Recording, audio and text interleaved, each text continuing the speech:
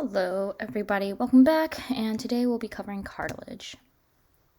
So, cartilage is a modified connective tissue, and it forms the skeletal basis of some parts of the body, such as the ear or the lower part of the nose, and it resembles ordinary connective tissues. The cells are widely spaced in a considerable amount of intercellular material or a matrix, and it is surrounded, as you can see, by the ground substance. The cells of the cartilage are called chondrocytes. As you can see here, they're embedded, and they lie in the lacuna, in the matrix. So like right here, there's a nice little hole. You can't see it as well here, but here it is. Here they are. And the ground substance is made of proteoglycans, glycosaminoglycan chains, salts, and water. The proteoglycans and the GAGs help make the matrix semi-solid. And it's filled with the water and the salts, so there is a little bit of give to the cartilage. Like, it's not like bone. Collagen is most present in the cartilage, and there are type 2 and type 1. You can kind of see it here, but they show up as darker stains from a H&E stain. Hyaline cartilage is transparent, so you do need to stain it. Without the stain, this would look like kind of milky. And it's really characterized by having a lot of the ground substance when interspersed with a few chondrocytes, and stains blue with hematoxylin. So that means that it's basophilic. It means it's a little bit acidic, and the center of mass of the cartilage, the chondrocytes are found in something called an isogenous chondrocyte group. It just means it's in like a larger group. And around the lacuna, the matrix, as you can see, stains a little bit deeper. Hyaline cartilage is found in like the costocartilage, that means in the ribs, and they ossify with age. And as you can see, this is like the surface of the cartilage, and the cells are small, and they seem to be in like stratified layers, right?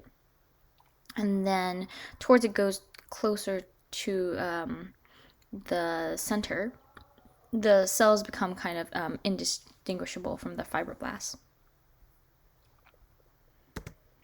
Alright, so the hyaline cartilage are found in the joints as articular cartilage. Here it is. And these do not have the perichondrium. Perichondrium is a layer between the cartilage and the joints that helps secure it to the joints and to lubricate it. But since these are directly attached to the bone, they don't have perichondrium. But other hyaline tissue do. They're also found in the throat. They're found in the nose as well, and in the epiphyseal plates, so where the bones join and seal once growth is finished. Fibrocartilage is dense, as you can see, fibrous tissue, and it contains much fewer cells surrounded by the capsule, but they're mostly invaded with lots of collagen bundles, as you can see here. This is like neatly stratified. There are no perichondrium in fibrocartilage. It's made out of the type 1 collagen, and they have a direct attachment, so they merge with the bone right here as the pubic symphysis. They're also found in the intervertebral disc and the manubral right here, sternal joint right there. It is very strong, and it provides a little bit of flexibility so the bones can somewhat move. So when a woman gives birth, the pubic symphysis will allow the pelvic girdle to stretch to accommodate the head of the child.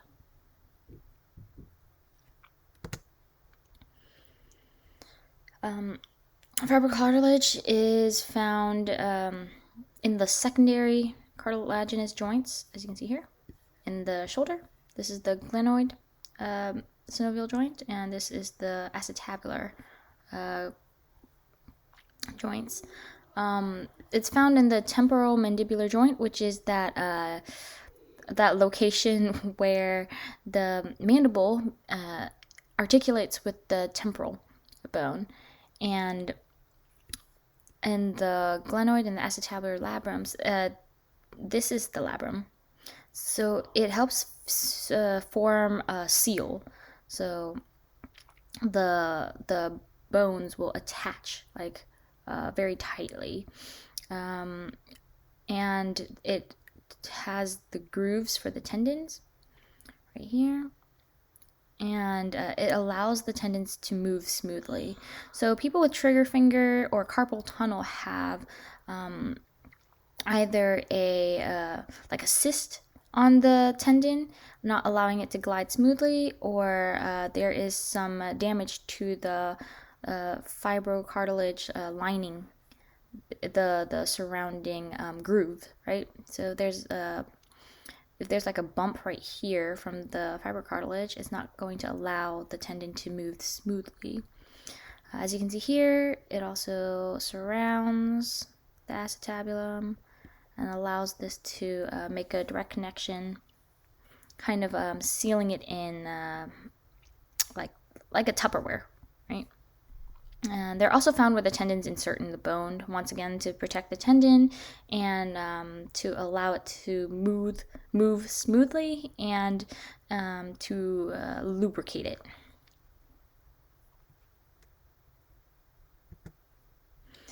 Elastic cartilage is, as you can tell by the name, it's elastic. It's very flexible. It recovers easily from deformation. That means when you bend your ear pops back to its original position. And you can see elastic cartilage is right here. The matrix contains a lot of elastic fibers, and they form a network. And this is the one that has a perichondrium. So you can't really see in this slide, but in the next slide you will. This is found in the ear, in the medial wall of the auditory tube. It's also in the epiglottis, laryngeal cartilages, and the apical part has of the arytenoid cartilage has some elastic fiber, but is mostly made out of hyaline. Note that like all of these sites that I've mentioned are kind of associated with the production or the reception of sound.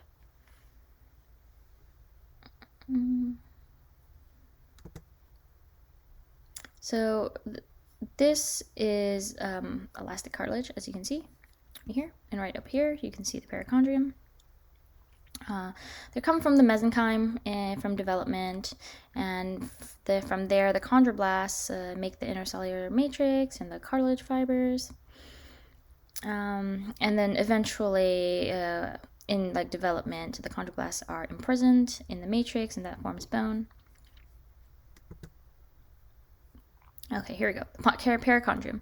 It also comes from the mesenchyme, and it's involved in the production of cartilage if needed, and it secretes some nourishing fluid.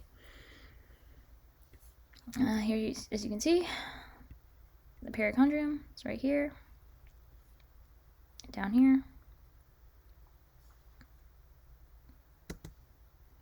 All right, so usually we learn in like high school or even undergraduate school that the cartilage is considered avascular, but that's not necessarily true. There are some vessels, but they're very few and far between.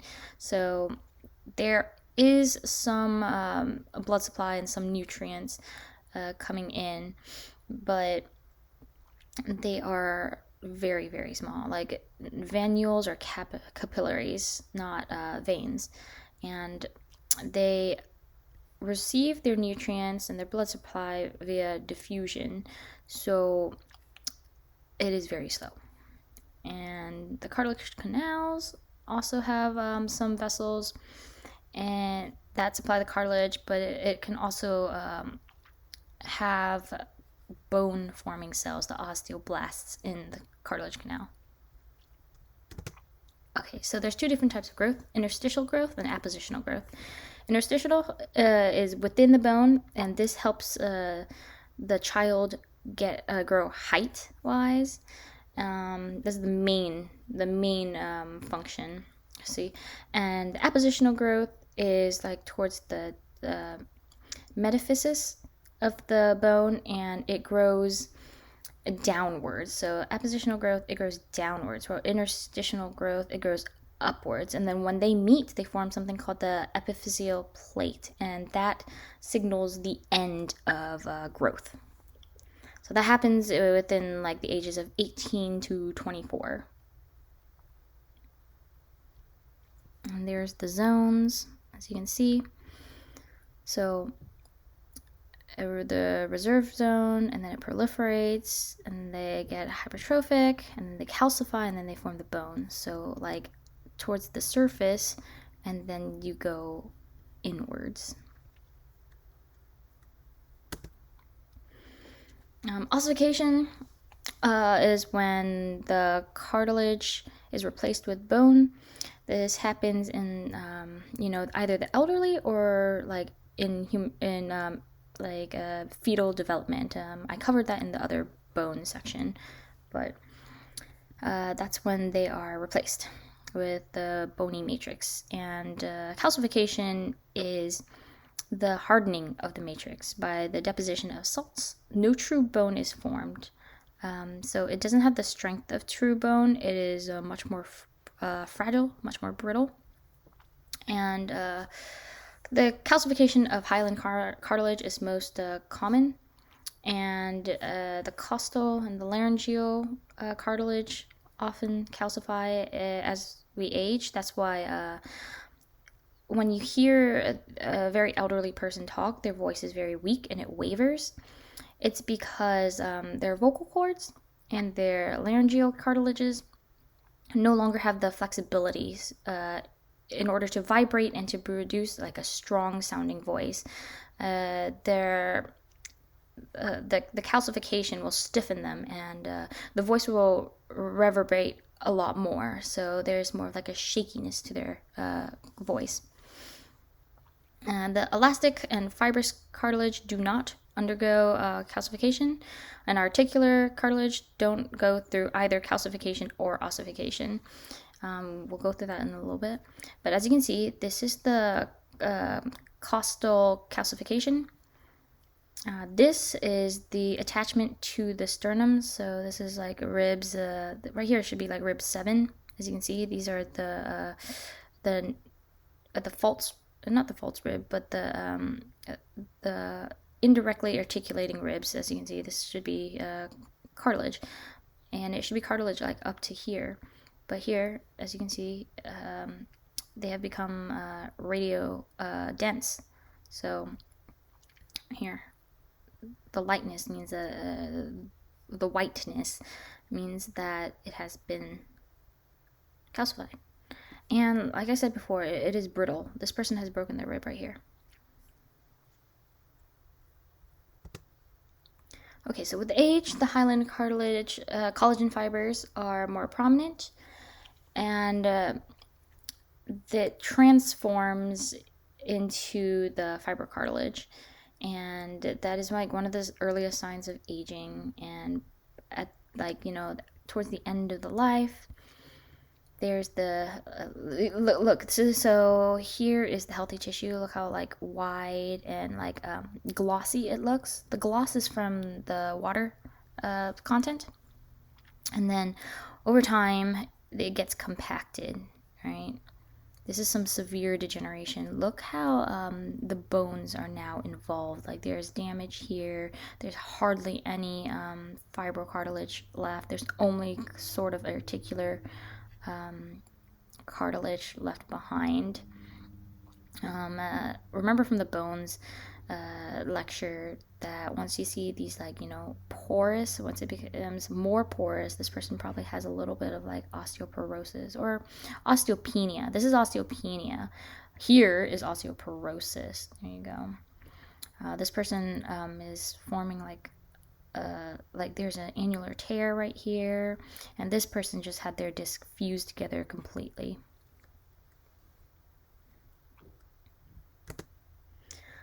So osteoarthritis is just the degeneration of articular cartilage, and that causes the hypertrophy of the bone.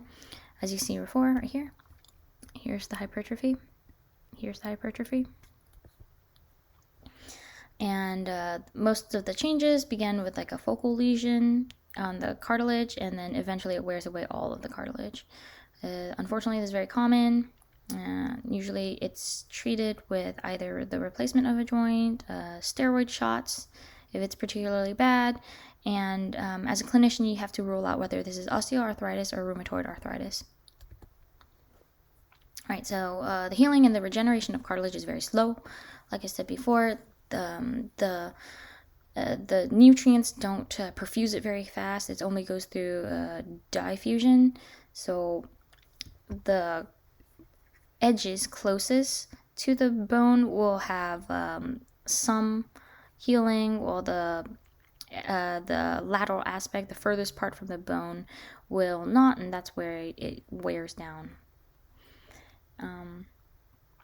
The defects in the cartilage are usually filled with fibrous tissue, and unlike bones, this scars because let's say I ripped something that is made out of HYALINE, right? And when it is repaired, it is replaced with fibrous tissue. These unfortunately can only heal like a surgery or a joint replacement if the damage is too badly.